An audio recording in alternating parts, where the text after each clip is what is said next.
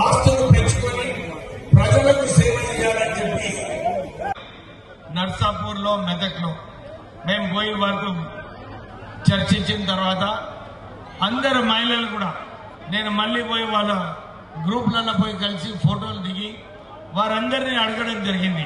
ఏమ్మా ఏం అనిపిస్తుంది ఈ కాంగ్రెస్ ప్రజాపాలనలో ఎట్లా ఉందని చెప్పి ఆ మహిళలందరినీ కూడా అడగడం జరిగింది. వాళ్ళందరూ కూడా ఇదే చెప్తున్నారు. సార్ చాలా సంతోషంగా ఉంది. ఇప్పుడే రోహిత్ గారు చెప్పినట్టు మాకు గ్యారంటీ కార్డు ప్రకారంగా అన్ని స్కీమ్స్ అమలు అవుతాయి. అంతా కూడా మనం చూస్తున్నాము. ప్రజలు మొన్న అసెంబ్లీ ఎలక్షన్లో ఏమి తీర్పు ఇవ్వడం జరిగింది.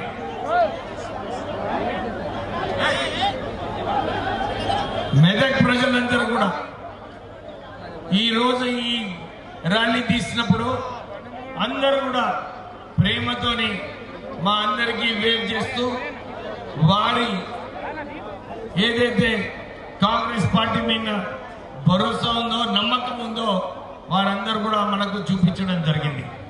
మీరందరూ కూడా ఈ కార్యక్రమాన్ని విజయవంతం చేసినందుకు మీరందరూ సోనియా గాంధీ గారు ఇచ్చిన మాట నిలబెట్టుకుంది కాబట్టే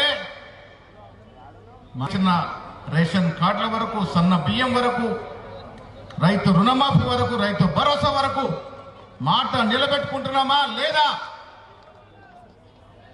7.5 లక్షల కోట్ల అప్పు చేసి కేసీఆర్ గారు ఫామ్ హౌస్ ప్రభుత్వం బరువు మోస్తా ఉంది.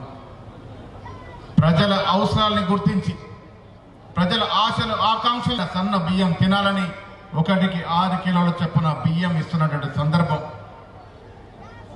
1 కాదు 2 కాదు, ఇచ్చిన వాగ్దానం